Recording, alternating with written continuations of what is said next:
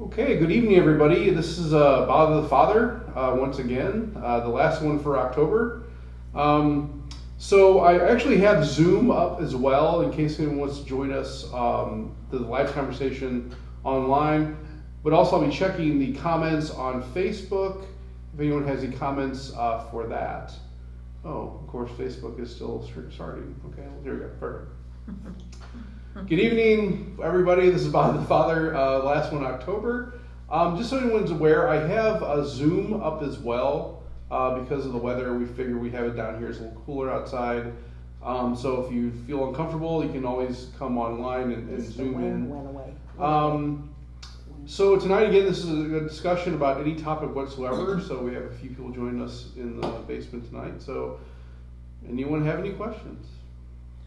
I have a question about baptism. Great. And knowing that Catholics are baptized only once and that we have infant baptisms, which is different from other denominations. And Correct. insofar as the other denominations rebaptize, and some wait until people are adult. And why is that? Well, I can't necessarily speak for other denominations. What I can tell you is we have an understanding of baptism as only necessary one time, right? So the reason it's only necessary one time is really because Jesus only did it one time, right? So if Jesus, who did not need it at all, only did it once, we can logically say that would be sufficient for us as humanity, right? And we can talk about why Jesus did what he did or why he got baptized. Obviously, he did it as a symbol for us. And so if we're trying to conform our lives in a deeper way, all of us, regardless of our state of life, we need to follow the way he put forth. And so we're not told in scripture or tradition, or there's no teaching handed down that baptism needs to be done multiple times. And the reason it does is because the purpose of baptism. So baptism cleanses us of original sin. It makes us members of the church. It instills the virtues, right, theological and cardinal virtues into our very souls. But the most important thing is that it actually makes us sons and daughters of God, the Most High. And so once we're in that state, we don't fall out of it, right? We understand that baptism puts an imprint on our soul, we call it character, that gives us our identity in that relationship with God himself. And so because of that, it's just like we have our own parents, right? We can never be anything other than sons and daughters of our parents. We may disappoint our parents, may do things against our parents, but we can never actually be separated from them in that relationship. And the same way works with God, right? Once we're made his sons and daughters, we're that way for eternity. And so there's no need then to be rebaptized. Now, part of the understanding from some denominations, and I won't go into particulars for two, but I know for particular denominations, they understand baptism as a cleansing of sin. And we agree with that, right? That even if someone were to have sins other than original sin on their soul, baptism does cleanse them of those sins. But we also understand we have this great sacrament called confession, that we're also given, put back in the state of original baptism through the sacrament of confession. And hence we would need more of that cleansing in the baptism waters because we're given that through the sacramental grace of confession. Other denominations may not recognize confession as something that does that. And so therefore, you can maybe see logically, okay, well, you guys need that because you don't have this other sacrament. But that also kind of misunderstands what the real purpose of baptism is. It's really to make us brothers and sisters in Christ and sons and daughters of the Most High. And so we wouldn't need it anymore after that first time. Right? So that's in a nutshell why we would say that baptism would be necessary multiple times, right? Now, there are some traditions, you see people go to the Holy Land and actually go into the waters of the Jordan, right? And maybe even kind of go through that rite. There may be a minister or someone else there pouring water over their heads and saying, I baptize you in the Father, Son, and Holy Spirit. as faithful Catholics, we would renew our baptismal promises maybe in that way, and the symbolic action of going into the water while renewing our baptismal promises is something beautiful and something to behold. But even then, we wouldn't say you would rebaptize somebody even in the Jordan, right? Because it wouldn't be necessary either. Because the whole idea that Jesus was baptized, if anything, what that did is consecrated all the waters of the earth to be used in that sacrament. Because again, he didn't need it. But he did it as an example for us. And he did it once, then we did it once. And he tells us to confess our sins to one another. Hence the sacrament of confession that renews us in that baptismal water spiritually, that cleanses us as if we were already baptized. Is that sufficient? So if the sacrament of baptism gives us all these graces and gifts and theological virtues and so on and so forth, why can people get so violent and commit so many really mortal sins? I guess is what I'm Yeah. So just because there comes original sin does not mean that concupiscence is also being cleansed either, right? And when I say that word, you guys know what that means? The tendency to sin. Yes. And that's the effect of the fall as well, right?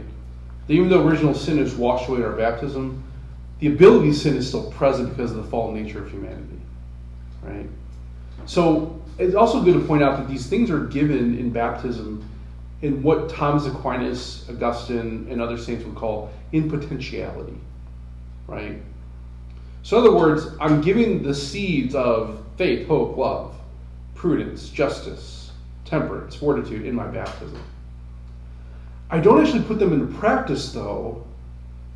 I mean, I can kind of grow those virtues over time, but in reality, I wouldn't necessarily put those into practice until I at least hit the age of reason. Which is why, back in the day, and still in some dioceses, people aren't confirmed until they're above the age of reason. You have to be above the age of reason to actually put those virtues into practice, because that requires a consciousness to do that, right? The conscience. And we understand that the conscience isn't really formed until the age of reason is obtained. Because an infant can't choose to sin, right? An infant has no choice. They cry and cry. They're not crying because, well, I think it's good to cry right now. No, right? But you do get to an age where you can actually say, well, this is right and this is wrong. Where your conscience is developed. So, primarily speaking, we say that age is about 7. Right? And Marilyn, you said you were confirmed at what age? The next year after First Communion. So about 7 or 8, right? Yeah. And that's traditionally how it has been all through a lot of dioceses in the United States. Now, because confirmation is a sacrament of maturity, right? Every sacrament corresponds to a part of our life, right? Some aspect of our life. Baptism, birth. We need food to survive. Eucharist. We sometimes fall and get hurt. Penance, anointing of the sick. We also grow. And thence we have the sacrament of confirmation. So at the point of confirmation, you put those virtues into practice. And you put them into practice for the good of other people. And also defense of the church's teaching. That your mission in confirmation is actually defend truth, defend goodness, defend the church as soldiers of Jesus. Right? I think it's kind of misconstrued, and people don't necessarily understand confirmation all that well. They think it's kind of like Catholic bar mitzvah. And part of that's because we've kind of changed that to kind of correspond to people, to children of like more of that adolescent age, right? 12, 13 is not really, in a lot of dioceses where children or young ladies and men are confirmed. It's more, give that better symbolism of that maturity, right? That's usually when people are going through, these times of great growth and understanding, and we call that puberty, right? And so it makes sense they should have a sacrament to kind of help them through that stage. But the whole point of the sacrament is actually give you grace to actually defend the truth and grow and use those virtues for the betterment of society and the glorification of God. We don't always do that perfectly, right? Sin still remains. We still have a conscience. We can choose to do evil and just as much as we can choose to do good. But again, fortunately, because we do make those choices which harm us and harm others, we have this great field hospital that's known as confession. We can go to and get healed and renewed, right? To go back into battle. So, yeah. That's a good question. I mean, because we think, well, you're given it. Yeah, you are given it, but you still have to use it. And that's really an act of free will that we all have. Right? I mean, the same reason why it's people who are coming for baptism is kind of a funny thing. Like, sometimes every now and again we'll get a parent will say, my child's never baptized, and I really want to get them baptized. And we say, oh, how old are they? Oh, well, they're 8. Okay, all right, 8 or 9 maybe.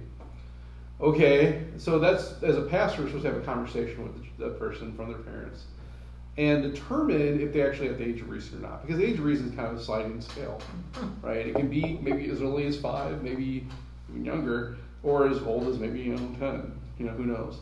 The part of that's understanding where their conscience is and how if it's formed or not.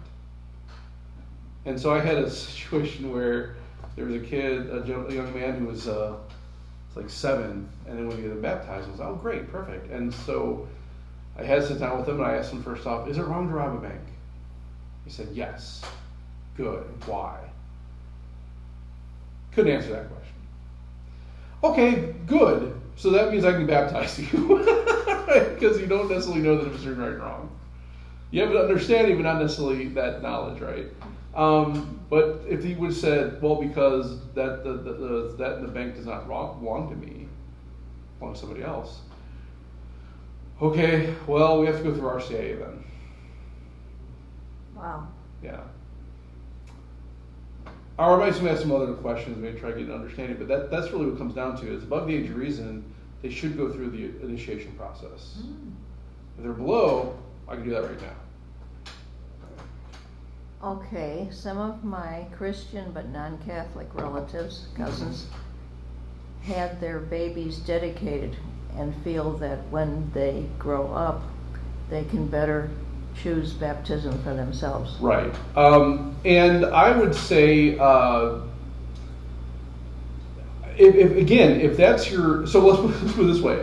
We had that tradition actually in the early church, that many people would actually hold off. A good example of that actually is Jesus Constantine. was dedicated, the dedication in the temple. Isn't that true? Presentation. Presentation in the temple. Yeah. That's different. That's different, right? There's no tradition of what we call dedication. Dedication is really more an action than a happening, right? You can be dedicated. That makes me wonder, what exactly was the presentation? So the presentation, so in the Jewish rite, the actual act of presenting the child in the temple was a form of consecration, right?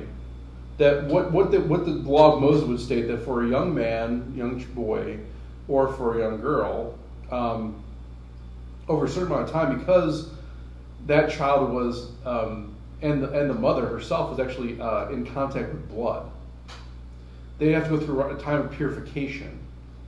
After which, because that purification time needs to take some time to make sure that you're ritually pure, you would bring the child, your first child especially, to the temple for the presentation to God as a member of the community, right?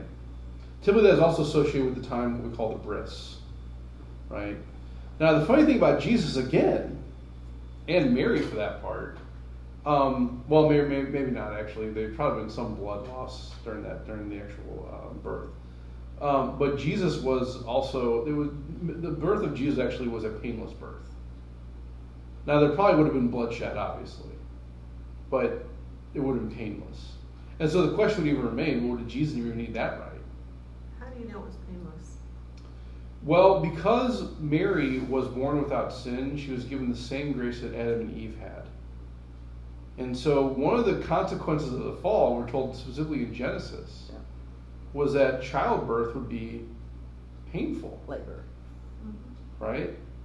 Well, okay, so what that would indicate that before the fall, if Eve and Adam were to have a child in that state, it wouldn't have been. In which case Mary was in the state of Eve before the fall. And therefore the birth of Jesus would have been painless. Not saying there wasn't bloodshed, but what's kind of funny to think about that is that would have been all that was necessary for our salvation. But, so to answer the question, the whole point of the presentation was to make the child a member of the community. That was a right given by Moses from God. And so again, kind of the same way by baptism. Jesus really needed it? Well, probably not. But because they were faithful Jews, they were following the law of Moses, they did it anyway. Right? The birth of Jesus was the only thing that was needed for salvation? Yes, because all that was required for our salvation was bloodshed of God. And that would have included blood in the umbilical cord. Now, would we have known it? Maybe, right? I mean, Jesus still did what he did as an act of love for all of us, to show us how much he loved us. But ultimately, if it came down to it, we would have been saved at that moment. But we talk about Jesus conquered death. Correct. We wouldn't, I mean, would he have conquered death a different way?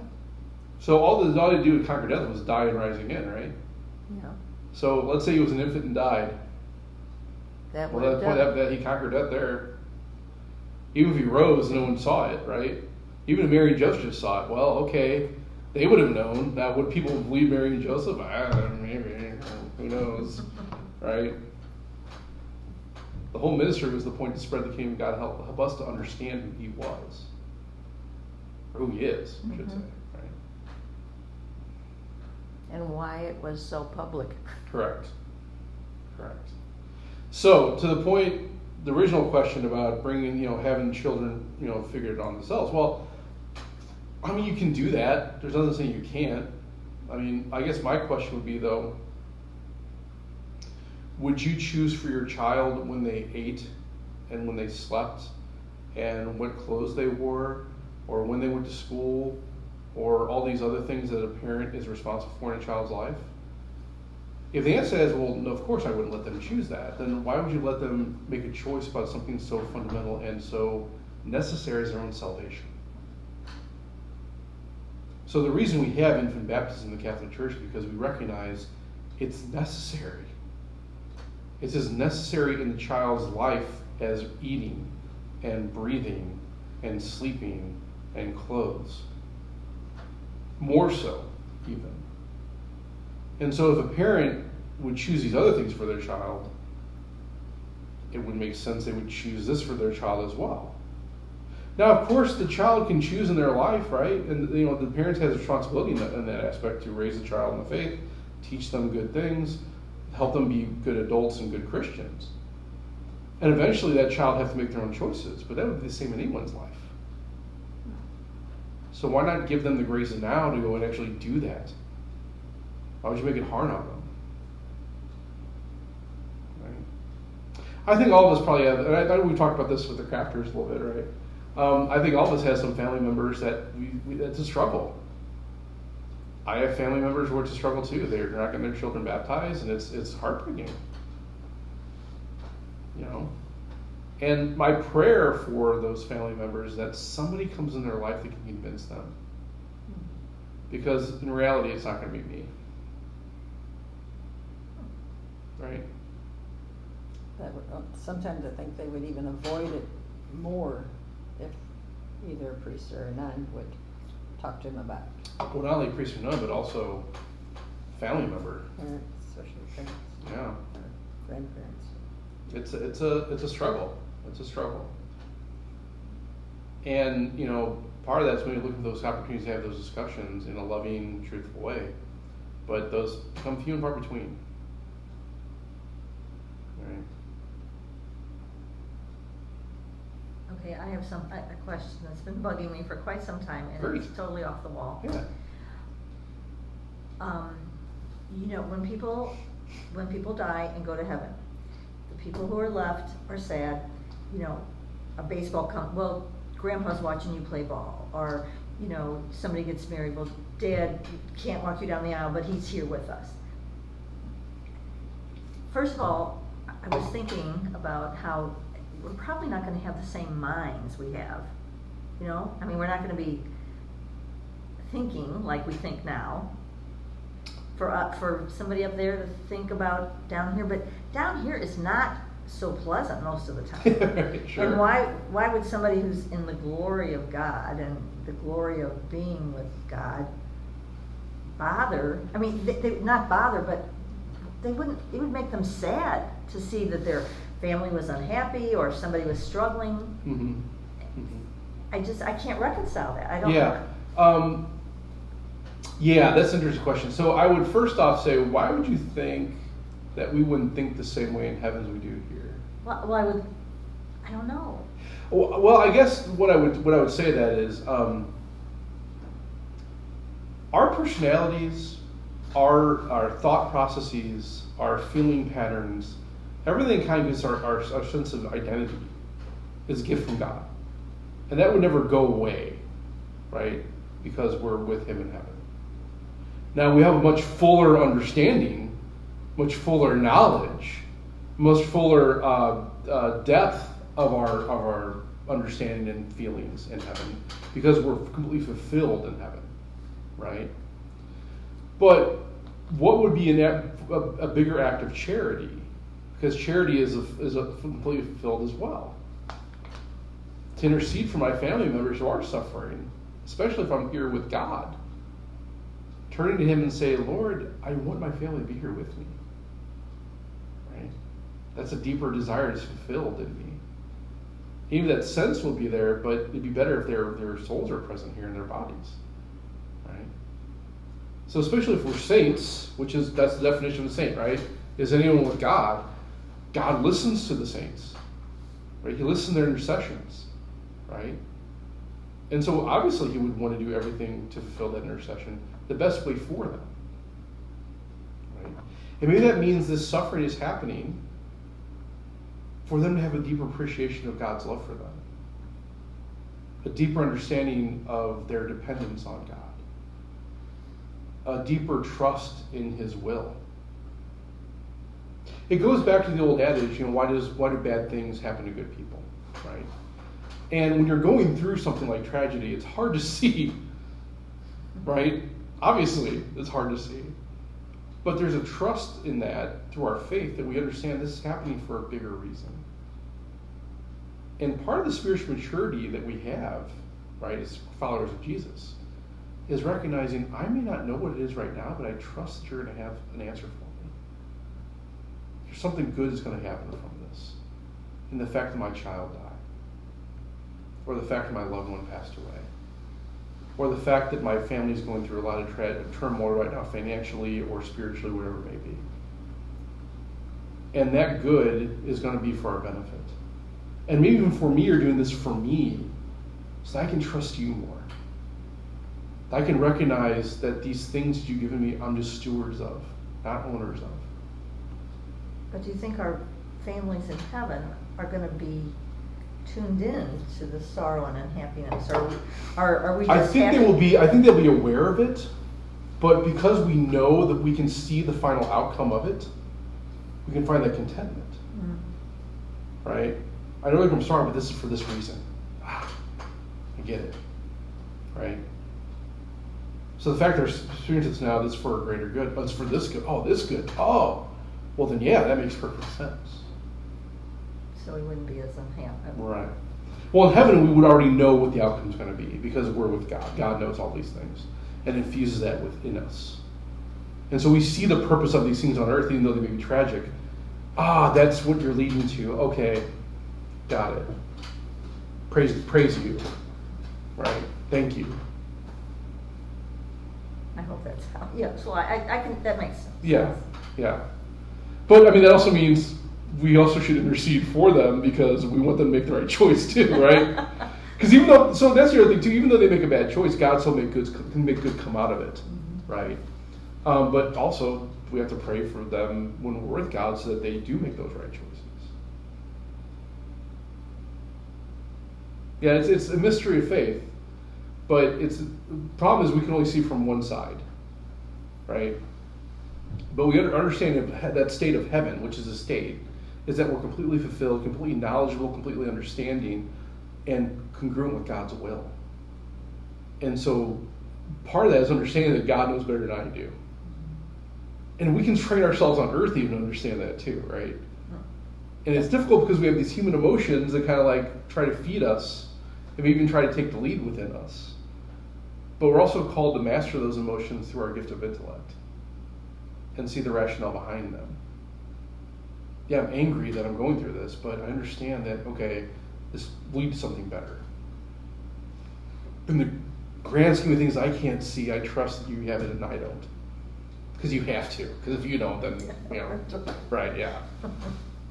Okay. Yeah. Make sense? Yeah. Okay. Yeah, probably this recognition of the three different churches, right? We have the church militant, us here, the church suffering, who also intercedes on our behalf.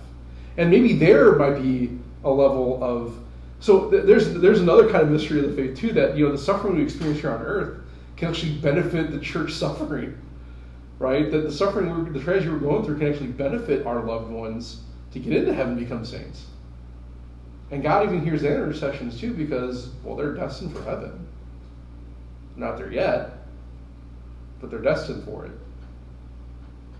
And so that credits us and credits them when we can actually offer these sufferings up and say, I'm going to trust you, God, that you got this you got this in hand, right? And especially if our loved ones are interceding on our behalf in church suffering, that benefits them too. And we would hope that people do the same for us, right? So what you're talking about is what we used to call purgatory. Right. Those in purgatory. And so where's the basis for purgatory? Well, okay, like philosophically, scripturally, what are you talking about? Okay. All right, so part of this comes from the teaching of Jesus himself, right? He says, like, you must be perfect as your heavenly Father is perfect. Whew. Well, that's the case. I think we're all kind of screwed, right? So the idea would be that, for philosophically, it makes sense that, well, if I'm a soul and I still have devotion to God, I still believe God, I still love God, but I've done some things that aren't so great. But I still have this desire to be with Him. I still have to perfect my soul to be able to be worthy of entering into heaven with Him. So there needs to be a state then that gets my soul from the time I die to this kind of purgation process that purges me all my earthly attachment, so I'm worthy then to go into heaven.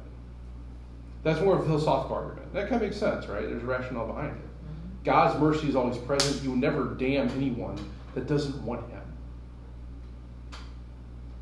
Him. Scripturally speaking, though, we see this understanding in Maccabees. And that's kind of one of the problems with our not problems. It's kind of one of the interesting topics with some of our brothers and sisters of the denominations, that they don't have Maccabees in their Bible. So we read Maccabees, there's a story about Judas Maccabees in this battle. He's battling the Greeks, right, who came into Israel after the time of Babylon exile. They kind of took over after the Persians, and Alexander the Great went and conquered all this world, right? And they came into Israel, and of course, the Greeks being very pious people, they wanted to spread their religion too. And so they took a great offense. In fact, they had this temple. And they said, well, you guys can have your temple. We're going to put a statue of Zeus here. And defiled it. Right? Destroyed it then eventually. And so Judas Maccabees and brothers decided, well, we're not going to take any of this. But, we serve the Lord, not these Greeks. So let's take it over. And they fought back. In one such battle, they're outnumbered oftentimes. They were undertrained, but they still won all these battles through the grace of God. In one of the battles, they found that every one of the Israelites that died, they had an icon on them, an idol, right? Because they adopted some of the practices of the surrounding nations, especially the Babylonians and the Persians and maybe the Greeks. And it just so happened that all the Jews that died in this battle, they had these idols on them. But Judas Maccabees does something very interesting. He takes a collection for an offering for the dead. All those idol worshippers that just died. So you can say, well, why would you do that? Obviously, they're not in heaven because they broke the first commandment. But they still fought for Israel and tried to serve God's will. So why would you offer this offering if they broke that first commandment? Well, the answer would be, well, there's got to be some place they are that may not be heaven, may not be hell. but they're in the state of purgation. So it comes from really reason and scripturally. We find that too, right? And it really kind of makes sense. If God truly is merciful and loves us the most, then he would never condemn us if we want to be with him and love him. Even if we don't do everything perfectly, because we're not perfect. So we have to go somewhere where we can actually get perfect. Hence purgatory. So that brings up a curiosity when you were talking about, your loved ones looking down on you and, playing a game or whatever. Well, there's so many times, just in family members that I've had that have passed on that see family members and friends and people that have gone before them actually come to visit them before they've passed on. So apparitions or appearances, yeah. So are they? Yeah, we had a discussion about this, I think, in a couple times before. I can't remember. Someone asked this whole thing about like ghosts, like you see ghosts and stuff, right? What's the Catholic Church teaching on that? And really, there isn't really a definitive one. Could these people we recognize as apparitions or family members or ghosts, could they be in a state of purgation? Maybe. I mean, because obviously they're not in heaven, because why would they be here? Well, that's what Right. I was trying to figure out, because some Yeah. of them have passed away so long ago. Right. And they've been talking about stuff, I'm thinking, now are they, like they always say, well, when it's your time, they come to, to help you cross over. And is that, like people that have passed on but have come back, is that something that they have said? So, Is that- Father, I think I've talked about him before. Father Robert Spitzer, you guys know him? Oh, maybe some of the people have heard of me. Of him. Yeah. He wrote a book about what we call, colloquially call them like near-death experiences, right? Out-of-body experiences, that kind of thing. And there's a commonality between everyone who has the experiences. There is a description of these loved ones that come to them, right? Now, whether it actually is in heaven or maybe in purgation, well, we don't really know for sure. But another common thing that's fascinating is that people that have this experience, they can't put into words what they experience, right? So, in other words, it makes sense because the mysteries of heaven should remain there. They shouldn't really be given to us as our human form, because we probably wouldn't be able to comprehend them, or our heads would explode if we actually were able to see it for what they were. But yeah, I mean, could these apparitions that we see, everyone probably has a story about a ghost they've seen or whatever. Maybe, we don't really know for sure, right? Just as we don't really know for sure. Is this like an action? So are these actions of the brain and biological? I don't know. Because I would hope that, like loved ones that have passed on for, long, long ago, that they wouldn't still be in that state, that they would be already in heaven. Yeah, well, I mean, again, I can't imagine. Yeah, that comes down. Well, it's kind of sad thinking about it that way. Well, yeah, but I think it's, like I said, it's important to recognize too, like, is it possible that a soul can stay in purgatory until the final days? Yeah. I mean, it is. But we have to understand. But wouldn't it be sad to live your whole life thinking you're going to be there in the glory of God and you never get there? Well, you do get there eventually.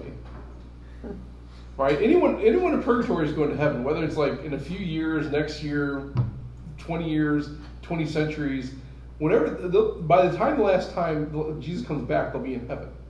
Well, they'll go to heaven with him, right? So, yeah, I understand your point, but maybe some of us just need more purgation than others, right? That was kind of the idea behind indulgences, right? Is that, okay, well, that's 15 years off purgatory. Okay, well, is it really, or, maybe, right? But also, like, you're in purgatory outside of time and space too, so what's time there anyway? It's basically, I think, just kind of point when you're ready.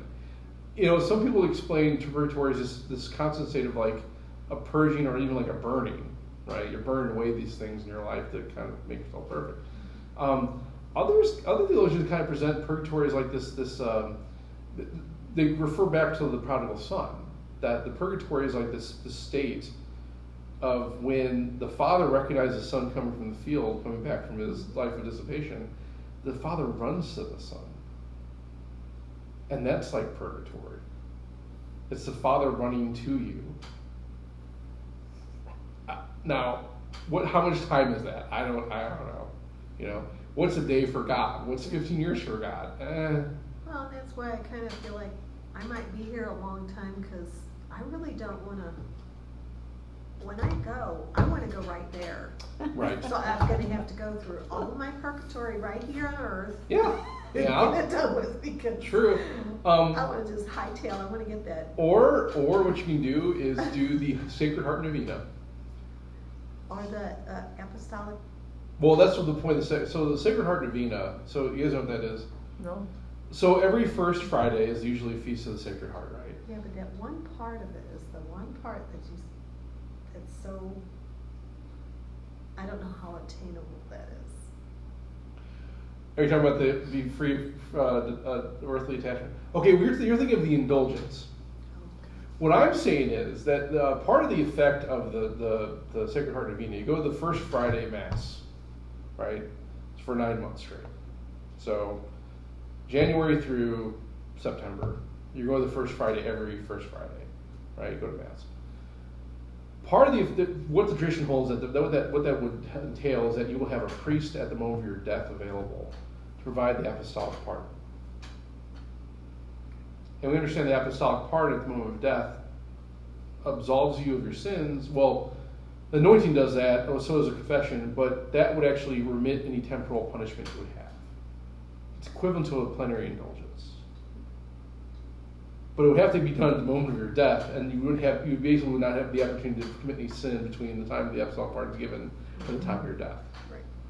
So, yeah, right?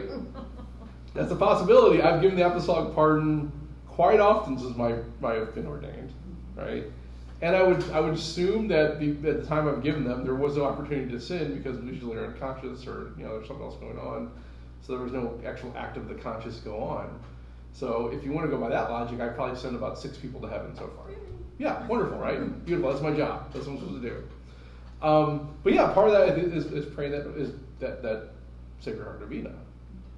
So I know you probably have done it several times over, so you probably don't have to worry about that, right? Yeah. So is that cheating? Well, no, not really. You still have to put the work in, right? You still have to put the penance in. So either way, right? Yeah. Well, and how about indulgences?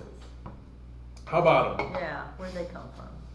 So indulgences come kind of the same idea, right? That these are penances that you do to remit temporal punishment. Now, they got kind of a bad rap in the Middle Ages, partially because they're always really associated with penances, right? So indulgences basically just penances. That's all they are. So you can get indulgences for really doing kind of anything. A plenary indulgence would be given for, so the requirements for that would be, you do the act necessary for the indulgence, you go to confession within 21 days of doing the thing, you receive the Eucharist that day, you pray for the intentions of the Pope. If you were to do that, and the tricky wicket, like we talked about, is be free of any temporal attachments, earthly attachments. That one's kind of tricky, right? Because what does that mean? Well, okay, I really love ice cream. Don't need it, but can I live without ice cream? I really like Netflix. Yeah, well, can I live without Netflix? Yeah. Do I want to? Right. Practically speaking, probably all of us have something, right? But the question is, are you willing to give it up? Are you willing to be without it? Like forever? Or? Yeah. Oh. Yeah. Right. I know that's tough, isn't it? I mean, it's tough to think about, right? I mean, stuff is something like bread. Yeah. Hey, look, bread's great. I love bread. Can I live without bread? Yeah. Do I want to? I mean, it's difficult. But if you were to say yes to that, right, what would be granted would be a plenary indulgence, meaning all temporal punishments have been remitted. And you can do that for yourself, which I would advise not, because you're probably going to break it eventually, right? It wouldn't be in effect. But we can do that for other people, especially those in the church suffering, right? Or for our loved ones who are still living. But primarily we're trying to do it for the church suffering, because they're the ones most affected by it. So these indulgences were kind of directed from that, right? That we can do these things for our loved ones that have gone before us, and we can actually, and also for ourselves. In the Middle Ages, what started to happen was you started to have these nobles who would just want to fight each other all the time, right? And so obviously the penance should fit the crime, and so a lot of times you get these people who come confess, I killed my neighbor and I killed 15 people in this war. Yeah, okay, well, let's see. For an indulgence, why don't you go on a crusade to the Holy Land, or not a crusade, but let's go pilgrimage to the Holy Land, especially if you can afford it. Oh, okay, great. Well, I got these farms and stuff I got to tend to, and my kids aren't old enough to actually, take care of it. Can I have this guy go for me? Well, it's being done. It's not being done by you. What that was a bastardization of it, right? It was never meant to be that way. But what was happening, what they had doing was, well, okay, I can't go on pilgrimage, but can I take the money that was going to go on pilgrimage and just give it to the church? Oh, okay. I guess there's some sacrifice there. Comes down really to intention. The problem was it was being kind of abused, right? Well, not kind of, it was being abused. That they were starting to buy and sell the indulgences. The church never taught that should be done. The Pope never promulgated that, but in some places they were doing that. And that's one of the reasons why Martin Luther got so upset, and rightly so. That was wrong. And the church said, yeah, we shouldn't be doing this anymore. And they stopped. But indulgences are still around. You just can't buy and sell them. That's the whole point. You can't have someone else do it for you. Right? So a lot of these noblemen would pay their peasant, hey, why don't you go on a crusade for me, and I'll stay here, okay, take care of that. Great.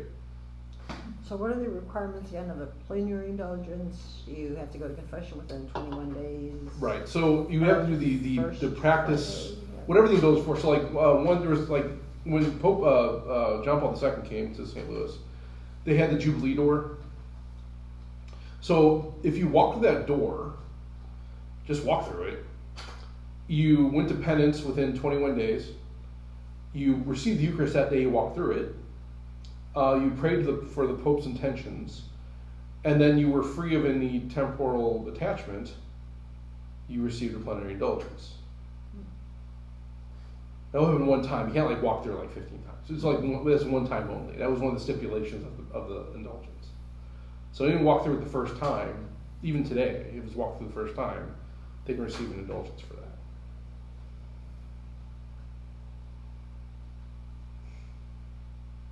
Yeah, the temporal attachment thing is the tricky one. Yeah. Wasn't there a gospel just a few weeks ago that Jesus told some man to...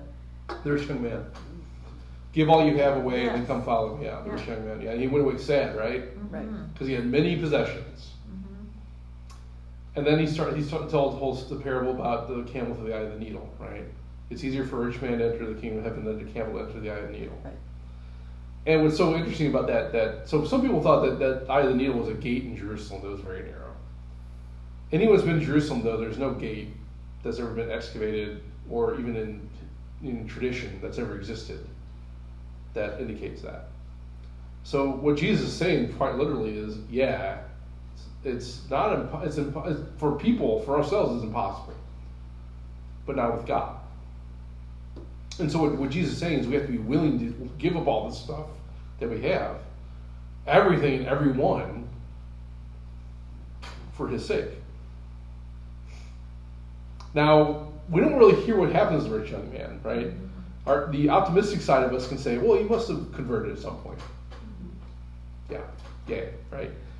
But there's no indication of that either in the Bible either, that he could just walk away sad. It's yep, that's it. I have so much stuff, I don't want to get rid of it. Okay. Right? But even then, the fact that he was righteous and he really desired to do those things was considered to be credit to him. Now, if he would have died in that state, would he be in heaven, hell, or purgatory? He followed all the commandments. If he gave everything up? Not even that. Oh. He gave all the commandments, right? He followed all the commandments. Mm-hmm.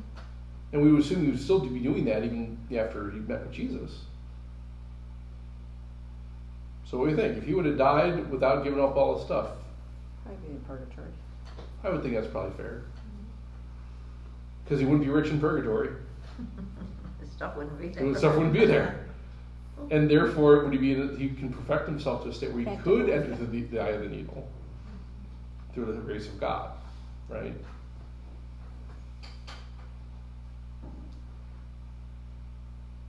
Yeah, if you read everything in context with each other, it does make sense. It really does. It's like, okay, well, so yeah, Jesus didn't even condemn the man. He looked at him with love. He loved him, and he said, "Just give all your stuff and follow me." He didn't stop loving him even after that. You can't get rid of all your clothes. You got to wear something.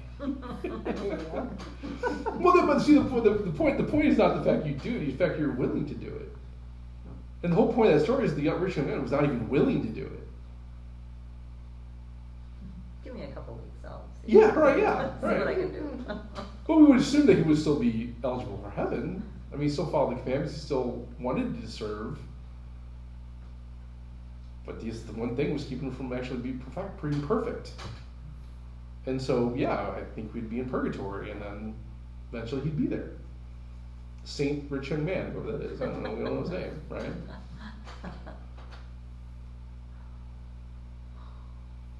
Well, good. Questions, comments, concerns, heresies. We have nobody watching online right now, but that's okay. We have one reaction. That's good.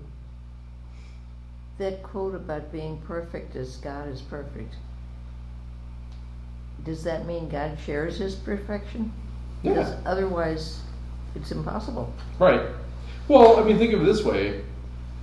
Is there any aspect of your life that you've done perfectly? Not that I know of. You ever scored 100% on a test, Marilyn? I find that hard to believe. So, yeah, we all experience some level of perfection in our lives, our natural lives. So obviously that's God present. We may not recognize that, right? I mean, sometimes we can be like, oh, that was all me. Yeah, I get that one. Good. Well, okay, right? So yeah, I mean, we experience that because we have to have a standard and actually have an understanding that we're trying to attain. That perfection, though, is a state of perfection, that everything you do is perfect. And so we don't experience that here on this earth. Maybe some do, I don't know, right, whatever. But yeah, of course that we share. Because the only thing more perfect than being perfect is to share that perfection with others. The whole reason we exist is because God's love is so overwhelming that he couldn't help but do what he did and create us. He could have just stayed with him, the Trinity, and be like, yeah, we love each other, guys, it's good to go, awesome, and then that'd be it. But that love can't be contained. That's the whole point. That even shows the greatness of God. If heaven and purgatory and hell are states of being, are they also a place? No. Oh. Right, so heaven, hell, purgatory are outside of time and space.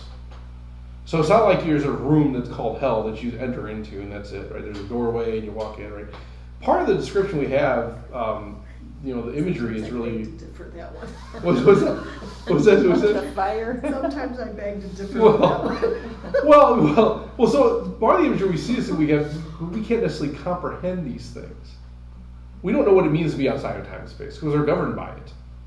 We have no understanding experientially of what that means, right?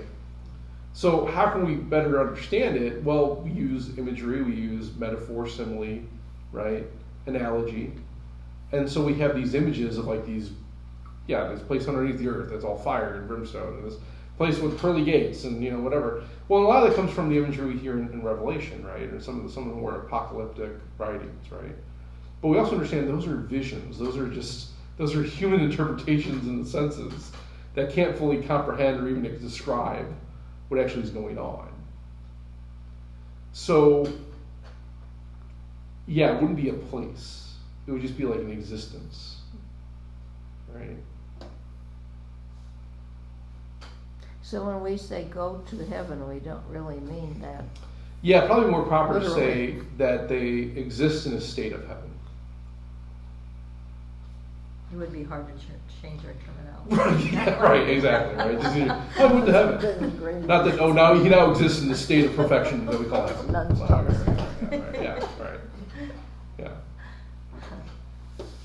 So it's not wrong to say go to heaven. I mean, you're going to the state. That's really what it comes down to. But yeah, we sometimes they'll try to explain it to like a kindergartner though, or a fourth grader. And it goes back to this whole understanding. We're called to actually expand our knowledge as time goes on. And unfortunately, not many of us do. we're kind of left with our 12th grade knowledge, and then we'll go and learn advanced things for our career or whatever. But our understanding of our faith just stays at 12th grade, right? I mean, okay, well. So yeah, as far as that's because at 12th grade you understand differently than you do when you're 35 or 25 for that matter. So yeah, okay, I understand it's a place. Well, that was trying to help you understand the concept of heaven. Let's expand upon that. Because how can we say that it's outside time and space if it's a place? Well, we can't. Okay, well, what does that really mean then? Well, let's try to understand through analogy what we're talking about. But now that you're at an age where you can actually understand things a little better, it's really a state of existence. So as you exist as, let's say, a 20-year-old, you will exist in heaven in the state of perfection. That's not bound by these governing factors of time and space. That's deep philosophical stuff, right? So, I mean, obviously, people have to be in a mindset to actually kind of even grasp some of these things. And you probably wouldn't be able to do that with even a high school kid, for that matter. I don't really know how often heaven and hell purgatory is talked about in high school anymore, quite honestly. I think those concepts probably were talking about in grade school, but even then, you're talking about 8, 9, 10-year-olds compared now to, grown adults who have a fully developed cerebral cortex. Those baptized infants who die and we say go to heaven, are they in heaven as infants? Yeah, they're saints. Any child that's baptized before the age of reason is a saint. But do they have a greater appreciation of where they are than an infant would have? Well, yeah. Okay. Yeah, because even an infant would be given that capacity, right? So even an infant would fully. So there was a young lady, 2 years old, when I was a deacon, who was hit by an ice cream truck. She died. Baptized. The funeral mass for her was like a canonization mass. It was beautiful. And even I have her prayer cards. I even ask for intercession every now and again because she's a saint. And not only that, but she has to understand she is a saint and where she is and what she's experiencing because she's been given all those gifts and that knowledge and that understanding now as an infant. And really, even her glorified body, well, what would that look like? Will it be an infant body or a 2-year-old's body? I don't know. Maybe. Maybe she'll have the body she would have had when she was 20 or 21 or 33. But she never got to be 33. Doesn't matter. Right? It's like it's But an what infant. about the miscarried babies? What about them? Would they, because they weren't delivered alive, Correct. so would they, So would God's mercy not apply to them? I would think that it would. Of course it would. And And- especially, like some of them, I know that I have a few siblings that were Yeah. miscarried. Yeah. And I know that my mom had them baptized right there. So Yeah, to me, yeah. that would do it, but Then they're fine, what yeah. about if they weren't? What about if? So we have to remember we talk about 3 types of baptism, right? There's 3 forms of baptism. And some of you guys probably know this already, what I'm going to say. Baptism of desire, Desire. true baptism. And baptism by blood. So sacramental, desire, blood. So even those that weren't baptized, I would think by desire we would say that the grace of baptism would still be given to them, right? Whose desire?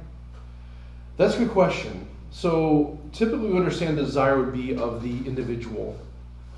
But for the purpose of those that are stillborn or those that are miscarriage, we'd say it could be the desire by the parents, or even the desire of the church, right? We don't necessarily indicate whose desire. Any desire will do, right? But primarily, especially the child that's either miscarried or even aborted, we could say they would have an opportunity to receive that grace by their own volition, right? God's mercy would still endure. And so God would provide every opportunity for them to receive that mercy, especially if it weren't under their volition, the circumstance they found themselves in.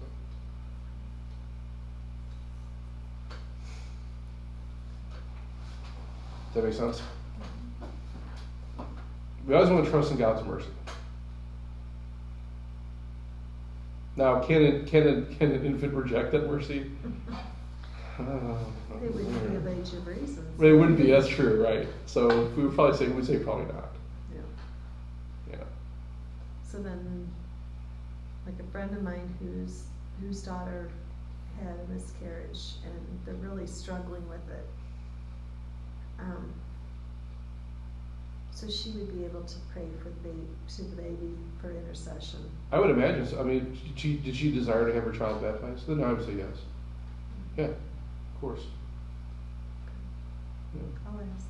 Okay. I'll find out.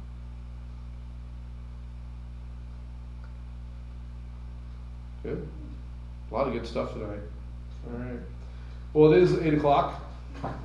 Anyone we have one person watching, looks like.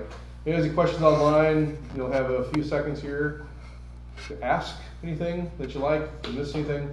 Baptism by desire is one of those things, and maybe the question would be, well, if we have baptism by desire, baptism by blood, which would be like martyrdom, someone that would die for the faith, even if they're not baptized, we would say, well, because of the sacrifice they made, the same as Jesus, they would receive that grace.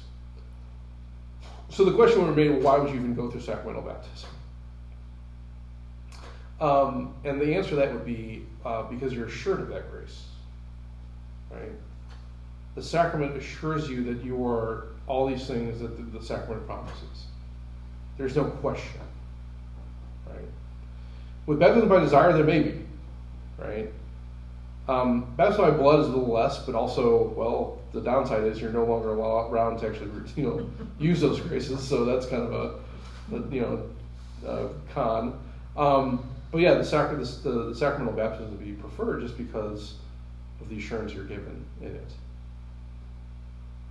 It does drive me crazy when parents will say, well, I'll let the kid decide when he's 15 or whatever, and it drives me nuts when they say that. And part of that, and this is some struggles I experienced with some people I know about that too, is that, okay, I can even understand that argument if you're going to present them with any type of faith. Mm-hmm. Mm-hmm.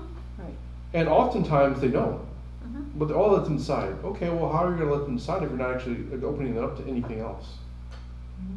Or any type of faith at all. I mean, okay, if you take them to like a Buddhist temple, or take them to a Hindu temple, or to a Jewish synagogue, or a mosque, I can understand that argument if you're actually going to do that.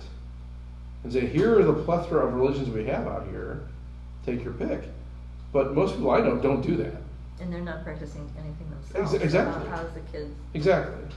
And so there's the inconsistency. It's like, okay, well then what are you going to do then to give them that option? Well, I'm just going to let them figure it out. Oh, good. All right. Does that work in any other situation with your child? Does that work? Yeah. I mean, there's an old joke that there was a child playing around a electrical outlet, and the mother was very prone to pick the child up and give him away and put tons of stuff around it and cover it up and do all these things. While the father is more prone to say, well, let's just see what happens. And of course the child will stick their finger in the socket and get shocked, and the dad will knock him away with a broomstick. But both are actually beneficial. The mom's way is kind of showing the love that the mom has for the child. The dad's way is helping them learn a lesson, right? And God works in both ways. But the real question comes down to is like, well, if you're not getting any of that though in your spiritual life, then how are you going to make a decision? And that's what I mean. You can do it both ways, and like I want to protect you, and I want you to have baptized because I love you, and I want the best things for you. Or even say, I want to take you these things and show you all these things so you can actually make a good decision. Or like the Father, you can say, I'm going to let you experience these things, and then you can figure it out, sure. But if none of that's happening, then how are you protecting your child?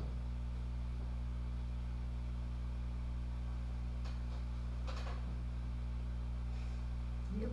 Yeah. Yeah, you're not alone. It's frustrating. It's very frustrating. All right. Well, good discussion. Thank you all for coming. And we'll see you next week for Friends, Food, and Faith.